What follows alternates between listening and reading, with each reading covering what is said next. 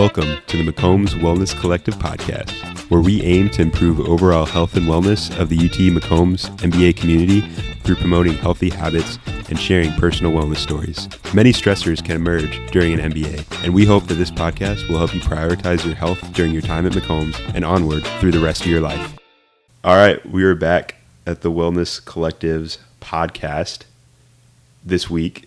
Pleasure to have the guest of Christian Enciso, the founder of IntroFit, your fellow second-year MBA classmate. So he actually created this app over the summer. So I want to dive into that whole process, what it does, how it is related to wellness, and just his wellness outlook over the summer. So Christian, thanks for coming on the podcast. Thanks for having me, Mike. This is really cool, and I'm really fired up to be here. Nice. I'm glad we get to do it in person too. It's a lot feel easier than a Zoom call. For those tuning in, Mike and I are actually neighbors. We live in the same apartment complex. Yeah, so this is the first podcast from this. We got the mic stands. We got like a little mini podcast studio. But might even be able to do some. He has a squat rack. Yeah, we got squat. It's very wellness focused studio. Love it. But Christian, yeah. So can you tell us a little bit about what IntroFit is and why you decided to create that? Yeah, for sure. So IntroFit is an idea, and it actually started, I think, in 2021. I was taking online courses at an ed tech online course, like Coursera, but it's section, and they have several courses in terms of like storytelling, product market fit, strategy. And so I always held on to this idea of a conceptual startup that I would one day build for myself.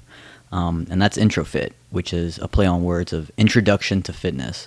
The target market was for folks that, want to get involved in fitness, but just don't know where to start. A lot of that comes from just talking to friends and even relatives. Fitness for myself has always been a big aspect of my life. I picked it up, I'd say in high school.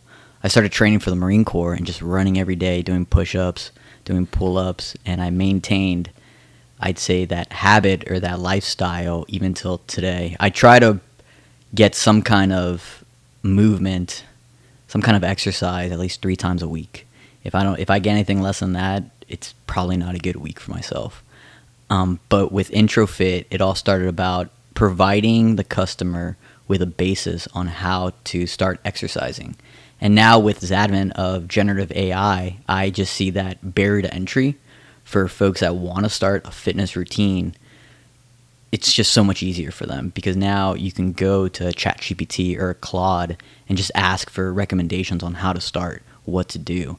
And in fact, I started doing that, and so this idea evolved once I got into the MBA program, and I participated in the Texas Venture Lab pitch competitions to really flesh out this idea and bring pen to paper on how this solution can help folks, what kind of technologies we'll use, and what even the framework would look like. Over the summer, I was selected to do the Texas Venture Lab Startup Fellows Program, and TVL backed me and gave me a nice living stipend. I was able to pay rent and buy peanut butter and jelly sandwiches, just kind of with that deal. The fuel. Yeah, exactly. And I was just able to really put myself into this whole adventure. And yeah, it really took off from there. Yeah, so it's an awesome idea. I think something much needed. And from your experience, what would you say is some of those common roadblocks or the barriers to entry for people that they want to be healthy, they want to get fit, but they don't know what to do? I think it's like with anything, it's knowing where to start. And I remember there's a quote that I read while I was in undergrad. It's the first step to knowledge is knowing where to seek it. And so a lot of people, they go to the internet if they want to start a fitness journey, if they just want to start working out, but there's just so much out there, and it gets convoluted with the story of how someone started working out, kind of like how I started this, and just a lot of unnecessary information. Just give me the information and let me start working out. And so that's what I really want to bring down, and I do think there's a use case for generative AI in this situation. So how does IntroFit solve that problem? So IntroFit, the conceptual idea is that it'll provide you exercises based on your goals. There's 3 components specifically. There is the food tracking. They say abs start in the kitchen. Starting out your workout program, and then the last component is collecting your body composition data and then feeding that into the AI. And so the AI is able to generate a better output based on you as the user. So if you had your 3 peanut butter jelly sandwiches during the day, yeah, how do you interact that with the app? Like, what do you do with the app with that knowledge? So let's step back for a minute. And Okay. this summer I was actually, because I've broken down those 3 pillars, and this summer I was able to work on that first pillar, the food tracking. I felt like that was just a good place to start and develop an application, a mobile app built around that. And so what the MacroTracker does is you can literally type what you ate for breakfast or for lunch, and then it will provide you with the macronutrition output. Right now I have it listed for calories, protein, carbs, fat, and sugar. And then you have a running daily log on what you typed in, and it keeps track of everything throughout the day. You can also set goals for it. So if you have a goal of hitting 2,000 calories, it'll provide you the percentage marker on your contribution to that. So that's what I was able to work on this summer, was the specific macro tracking portion of all that. Yeah, that in itself is a super valuable application from just the diet aspect and seeing how you're eating. And you have plans to do even more with IntroFit? Yeah, I'd like to. Right now, if I'm speaking bluntly, everyone comes to the MBA trying to figure out what it is that they want to do. Some folks know what they want to do, more power to them. I myself, I'm still figuring it out. But this summer, I really had the opportunity to try my own thing with minimal risk. I was able to do that. And again, a lot of this revolves around a newly discovered passion of mine, which is AI. And so I'm deciding for myself, okay, do I want to go pursue... I know I want to go pursue anything related to generative AI, but do I want to have the resources with an organization at my back, or do I just want to go out and do this myself? Some people say I could possibly do both at the same time. I hear conflicting arguments against that. Some say focus on one thing versus trying to have a side hustle and a main job. So for that, I'm just deciding for myself what's the best path forward. Yeah, so can you tell a little bit how much work and what all went into building this app? Oh man, I used to think I wanted a career in software engineering. I thought that would be an exciting career. Some of my thoughts would be, oh man, I wish I went back to school, or I wish in undergrad I'd studied computer science, and I can safely say I'm glad I didn't. So starting in July, prior to July, I've never written a line of code at all in my life. July 1st, I started writing the app, and I used generative AI. I don't want that to be a secret. I want folks to know that you can write applications now with generative AI. And once I unlocked that, I was working until 3 a.m. every day, waking up at 10 a.m. And the irony of all this is that my health and wellness and life balance went out the window. I would start coding at 10 a.m., work until 3 a.m., only have a few snacks between that. The only times I was really exercising was taking my dog out for a hike throughout the day, and I was just right back at it, and my sleep was horrible. My girlfriend told me that I need to figure myself out because I'm just running myself into the dirt, and I did that for about a month and a half, and then mid-August, started tapering back. I started to experience burnout. Every day it was just... oh man, I got to work more on this, but I just don't have the motivation to at this point. But it was an experience. I learned a lot. I think I got a solid taste for what software engineering's like. Yeah. And yeah, like I said, I know I'm glad I didn't go down that path, because you're looking at several different screens and several different line items.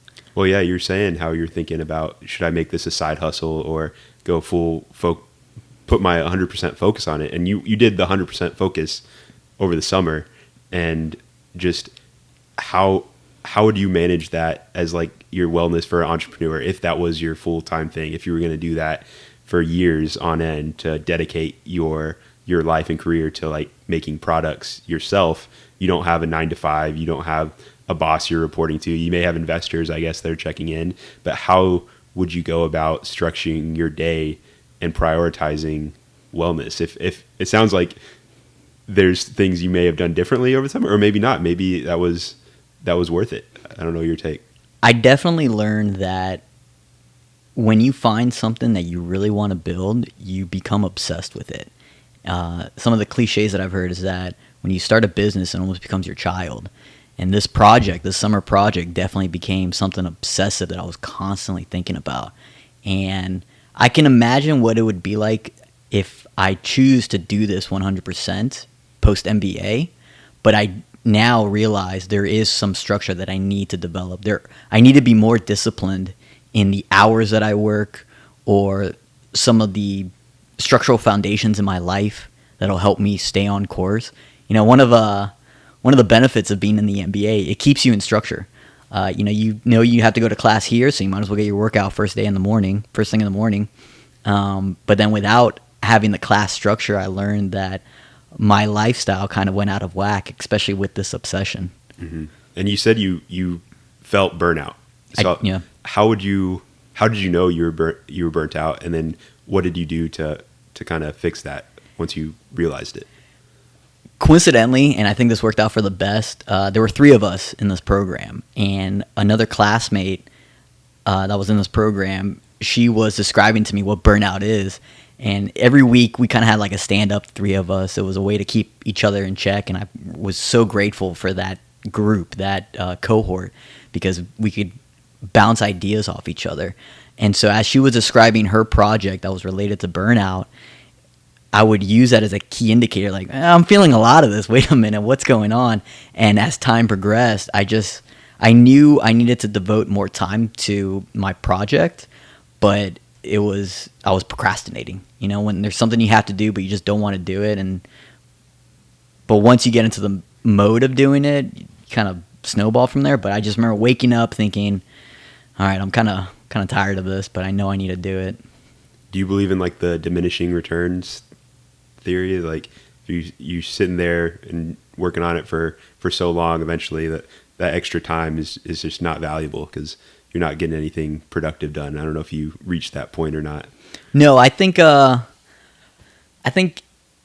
in the grand scheme of things, I still had more in the tank, but there were some days, individual sessions, that I was just getting nothing. And actually, I do have an interesting story about that, if I can share that. Yeah. I remember there was a problem I was trying to solve with my script. It was just not working, and I think I spent maybe 3 days, and I was getting nowhere. So I deliberately took some days off. I gave myself some PTO, and I just didn't work on anything for 2 days. And then I came back to it, and I was able to solution the bug in the app. So I do believe, there is diminishing returns, but if you kind of look at the macro level, I think that varies. But then if you look at the micro level, I think it pays to take a break, take a step back, and distract yourself with something else, recharge, if you will. And is that what you did when you reached like that burnout stage? Did you take some days off, or you kind of just adjusted the amount of time you're spending? I think right now I'm actually on a recharge phase. Yeah. I knew this would happen, that when school picks back up, I would be a lot more busy with a lot of my extracurriculars, classes, it's constantly there. I keep thinking about it, and I keep wanting to carve out more time for this project and continue it. And so I think in the next coming weeks, I'm just going to dive back into it. Nice. And you also mentioned you had that cohort of like 2 other people that you were bouncing ideas off of, and they're both going through the same struggle.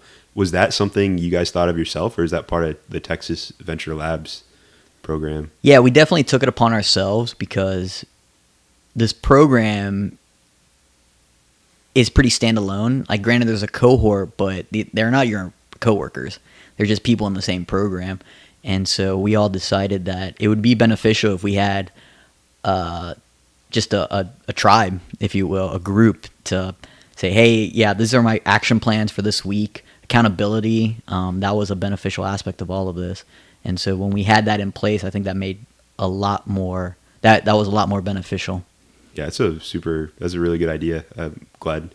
I mean, I think in the health and wellness aspect too, like the shared struggles, or seeing what other people are going through the same thing, you don't feel isolated, alone on an island. I don't know if you ever got that feeling or not. I felt that a lot in consulting. Really? And that was just some absurdity. What? I hated it. Because, yeah, you were consulting prior to the MBA. Right, yeah. I did tech consulting for Accenture for about, I think, close to 5 years. I think about 5 years. How would you take that moving forward? So in your next career, whatever it may be, would you say to make a constant effort to have that sense of community almost in work?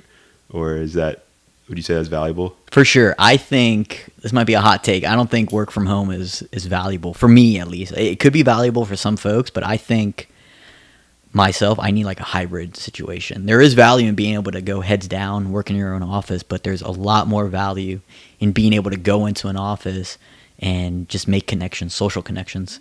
I think that's one of the biggest values of the MBA. We're all in class together. We have friendships, and we're all just learning with each other. Yeah. So definitely social connections. You said you like to exercise and work out. Is there any other things you like to do that kind of help clear your mind and get you on a good path? I'd say walking, again, just being outdoors, anything like that. Reading is sometimes a de-stressor, but I can crush fiction like it's nothing, but then the nonfiction, that's like my vegetables. I'm trying to get better at that. Yeah. But hey, I mean, you have like podcasts now. You're going to class. That's the same thing. You're getting the real world knowledge. I feel like sometimes it can be, get overloaded with the nonfiction and fiction. You can kind of go into the fake world and get more creative. But on your app too. So right now it tracks your macros. It's like iPhone, right? It's like iPhone app type thing. Yeah, unfortunately, right now I don't have the skill set to build it in the Android platform. The front end is built on something called React Native, which allows for deployment on Android, but I've only deployed it to iOS. Yeah. So, what were like some of your big takeaways from building an app that if someone else wants to do this as a project, as a company, that you would recommend, lessons learned or things you wish you would have known? Specifically for the app, again, I'll reiterate this. It's never been an easier time to do it. If you're a non-technical person, I'm a non-technical person. I've worked with developers, but I've never written anything myself. I said this earlier, but I think prior to July 1st, the only line of code I've ever written was the typical print hello world. Yeah. And that's it. But this, I learned how to use VS Code. I learned how to use extensions. I learned how to use branches on GitHub. So for any non-technical folks out there that have a technology app idea, I think you can easily take this and run with it. In terms of entrepreneurship, though, a solid lesson I learned was to just do it. What I say about entrepreneurship, there's a quote out there that everyone wants to be a gangster until it's time to be a gangster. Well, everyone wants to be an entrepreneur until it's time to be an entrepreneur. And I think the first step in that, I've always thought about what is the first step to entrepreneurship. And for me, it all started with just putting pen to paper. I started with building a deck. That's my skill set from my consulting days, exactly. And I just started building out the framework of this. And I think doing that every day started building a muscle and a habit of contributing to my idea and starting to build it. And eventually, I was thinking about this earlier. I don't know what spurred the idea of using generative AI to start building an app, but I just remember one day I just started doing it. But I think writing about it, building a deck, just doing something that I knew how to do towards this goal, this idea that I wanted to build, I think that was the first step. I think it's so amazing too that you had no coding experience and you're like, I'm going to build this app myself. I'm going to learn how to do this. And a lot of people that's a barrier. Like, all right, I can't do that. It's intimidating. It's tough. And did you use the AI tools to help you learn? Yeah, I used all of Anthropic Claude. They have a great feature called projects, and so it's easy to organize what it is you're working on. So I made a project for IntroFit for the MacroTracker, and it just started off with a basic Python script. I said, hey, I have this idea. how do I start this? And it ran me through it. There's also a gentleman in our neighborhood who is a Python developer. And over the summer, he was hanging out at our community center, a pavilion. Nice. And whenever I'd walk Krypton, my dog, I would just go out there and talk to him like, hey, I'm trying to work on this. I'm trying to do that. So it also helped having some expertise, like a human expert out there to talk about it.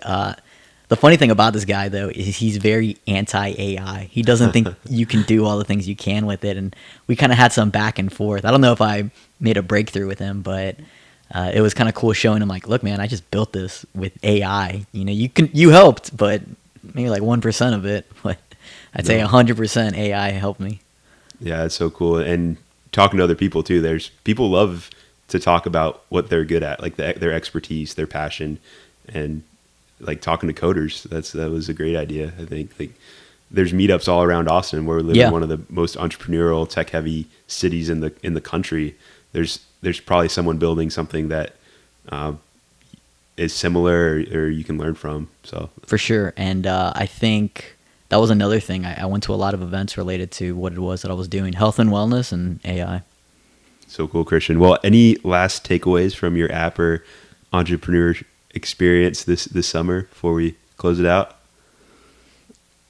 I speak to a lot of people, and whenever they say that they do eventually want to start something, I think from this experience I've learned, just do it. Just start writing something, writing pen to paper, an idea. One of the other members of this summer tribe, we can call, I remember him talking about how he was just constantly journaling, and I love that idea. And it's a habit that I wish I had more discipline in. But he just said how he would constantly journal his ideas and try to solve problems through that. And so I think, that's just the first step.